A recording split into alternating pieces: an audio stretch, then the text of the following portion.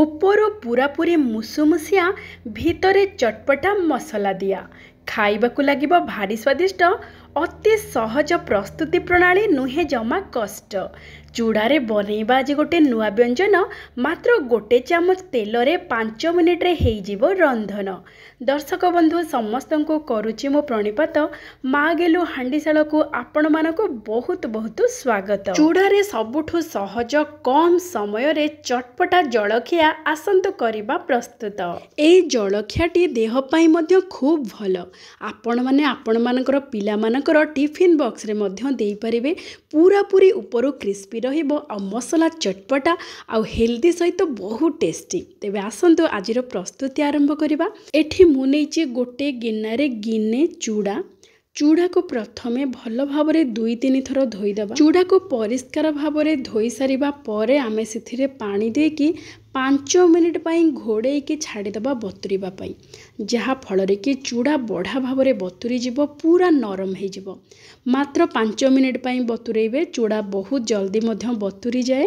ଏବେ ଦେଖନ୍ତୁ 5 ମିନିଟ୍ ହେଇଗଲାଣି। ଚୂଡ଼ା କେତେ ବଢ଼ିଆ ଭାବରେ ବତୁରି ଯାଇଛି। ଆଉ ଆମେ ପୁରା ଫୁଲ୍ କରିକି ପାଣି ଦେଇଥିଲେ, ପାଣି ମଧ୍ୟ ଟିକେ କମିଯାଇଛି। ଏବେ ଆମେ କ'ଣ କରିବା ନା, ଗୋଟେ ଷ୍ଟ୍ରେନର୍ ହଉ କିମ୍ବା ଗୋଟେ ଜାଲି ହଉ ନେବା। ସେଥିରେ ଆମେ ଏଇ ବତୁରା ଚୂଡ଼ାକୁ ଦେଇଦେବା।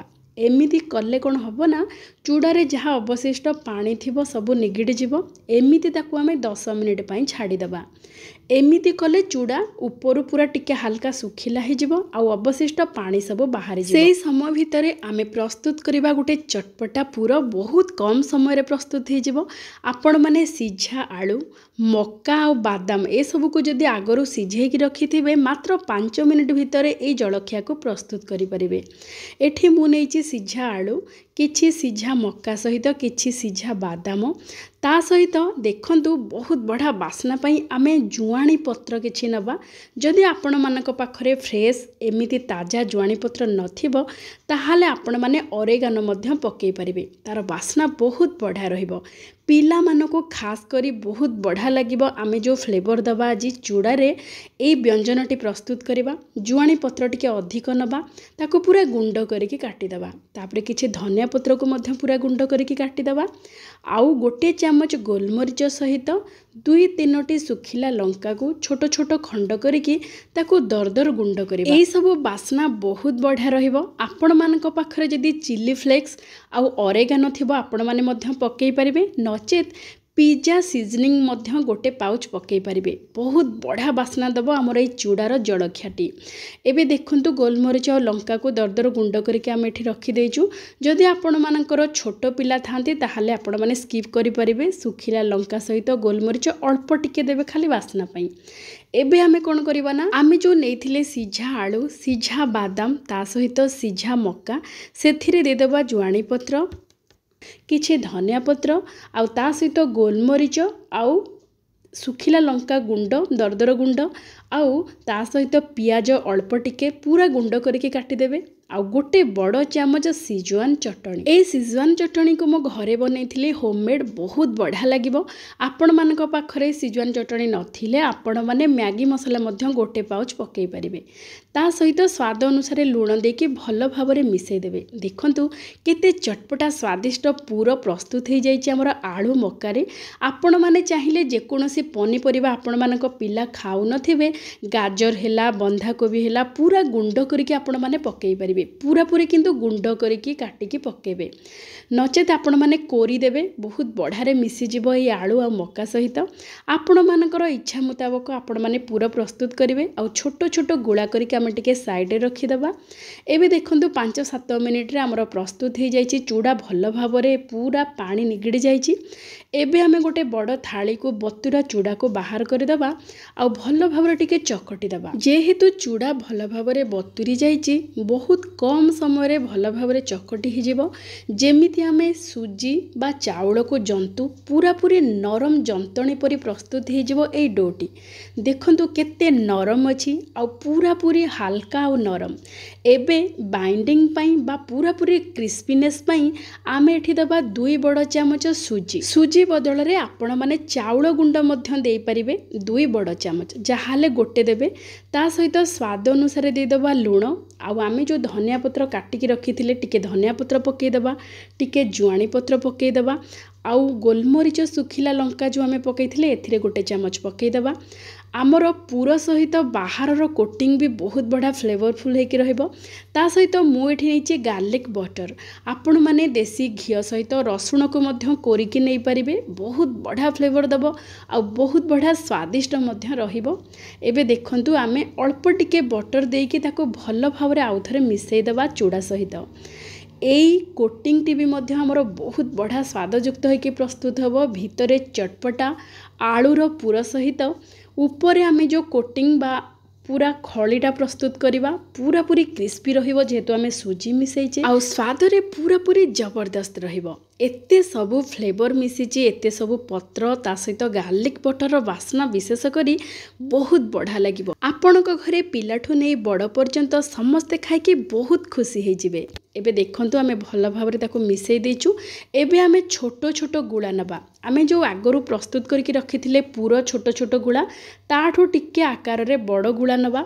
एबे आमे मंडा पिठा जेमिति प्रस्तुत करंती सेमिति गोटे गिन्ना परी करदेबा। आ आगरु जो आमे प्रस्तुत करके रखिथिले आलू मकार पूर ता भितरे देदेबा। आउ जेमिति मंडा पिठा गढ़ंती आमे सेमिति गढ़ीदेबा। देखंतु केते बढ़िया भाबरे गढ़ी हेजिबो, बिल्कुल फाटिबनी जेहेतु आमे एथिरे सुजी मिसैचे, किंबा आपण माने चाउल गुंड मध्य मिसै परिबे। आपण माने चाहिले आको छाणी परिबे, बढ़िया पूरा पूरी क्रिस्पी रहिबो। किंतु आमे आज छाणीबानी, पूरा पूरी मुसमुसिया करके प्रस्तुत करिबा मात्र गोटे बड़ चामच तेल रे। ता सहित 5 ରୁ 7 मिनिट भितर प्रस्तुत हो जिवो पूरा पूरी सुपर क्रिस्पी जलखिया हमर चूड़ारे। एबे देखंतु बढ़िया भावरे एमिति मंडा पिठा प्रस्तुत करके रखिदेबे। एबे आमे एठी अधा अधि प्रस्तुत करिचु, माने टोटाल 12टा आमे मंडा पिठा गढ़ी रखीचु। एठी देखंतु आउ अधे आमे परे प्रस्तुत करिबा। देखंतु आमे आज पानियरम बा आपे ट्रे रे प्रस्तुत करिबा, जो थिरे कि बहुत बढ़िया भावरे पूरा क्रिस्पी हे जिवो मात्र 5-7 मिनिट भितरे। एबे आमे सेथिरे देदेबा तेल, गोटे बड़ चामच तेल अल्प टिके टिके करी सबु मोल्ड रे देदेबा। आपण माने चाहिले देसी घी रे मध्य प्रस्तुत करि परिबे, किंबा बटर रे मध्य प्रस्तुत करि परिबे, बेस स्वादिया लागिबो। आपण माने चाहिले देसी घी रे मध्य एमिति सेकी परिबे, देह पई भी बहुत भल रहिबो देसी घी, ता सहित स्वाद भी 2 गुण हे जिवो। आपण मानक पिला मानको मध्य एमिति मात्र 5 ରୁ 7 मिनिट भितरे जलखिया प्रस्तुत करके दियंतु, देखिबे पिला माने पूरा खुशी हे जे। एबे हमें आपे पैन रे अल्प टिके टिके तेल देकी तापरे हमें जो गढ़ी की रखिथिले चूड़ार पिठा ताकू देदेबा। आउ लो टू मीडियम फ्लेम रे आमे गैस रे बसई देबा। आउ देखिबे किछि समय परे पूरा तळपटटा पूरा ब्राउन कलर हे जिवो। देखो एबे टिके हल्का बादामी रंग आसीची, किंतु आमे पूरा पूरी क्रिस्पी करबा पई टिके आउ टिके अधिक ताको सेकिबा, जहा फल कि बहुत बढ़िया बादामी रंग आसीबो। जेमिति आमे पूरा डीप फ्राई कले बा छाणीले जेमिति रंग आसे उपरु आ पूरा पूरी क्रिस्पी रहे, सेमिति हवा पर्यंत आमे ताको सेकिबा। देखंतु धीरे धीरे तार रंग मध्य बदली गलानी, आउ केते बढ़िया देखा जाउची, पूरा पूरी क्रिस्पी हेची उपरु आ भितरे पूरा पूरा पूरी चटपटा। एमिति पूरा आरंभ रो शेष जाए आपण माने लो टू मीडियम फ्लेम रे ही करिवे। आ बेसी जाळ दे देबेनी, नहले पोड़ी जिवो आ भल भावरे क्रिस्पी हबनी, कि पूरा भी कम कर देबेनी। लो टू मीडियम फ्लेम करके एमिति भल भावरे चारिपट को सेकी देबे बा भाजी देबे। एबे देखंतु हमर प्रस्तुत हे जाइछे मात्र 5 ରୁ 7 मिनिट भितरे सुपर क्रिस्पी टेस्टी चूड़ारे जलखिया। आपण माने मध्य एमिति प्रस्तुत करंतु, खांतु आ समस्तंकु खुआंतु। छोटो पिलाठू आरंभ करिकी बड़ लोक समस्ते खाइकी पूरा खुशी हे जिवे। एई नुआ व्यंजनटी आपण मानकु केमिति लागिला निश्चय जणेबे। देखंतु केते बढ़िया पूरा ऊपर देखिकी जानि पारुथिबे केते क्रिस्पी हेची, आ भितरु पूरा मसलेदार बास्ना रे पूरा रोसई घर महकी जाउची। आपण माने एमिति निश्चय थरे प्रस्तुत करंतु, खांतु, समस्तंकु खुआंतु। आजिर प्रस्तुति आपण मानकु केमिति लागिला विनम्रतार सहित अनुरोध निश्चय जणेबे। तेबे आजि पई एतिकी, पुणी देखा हेबा आउ गोटे चलचित्र रे आउ गोटे व्यंजन सहित। जय जय जगन्नाथ।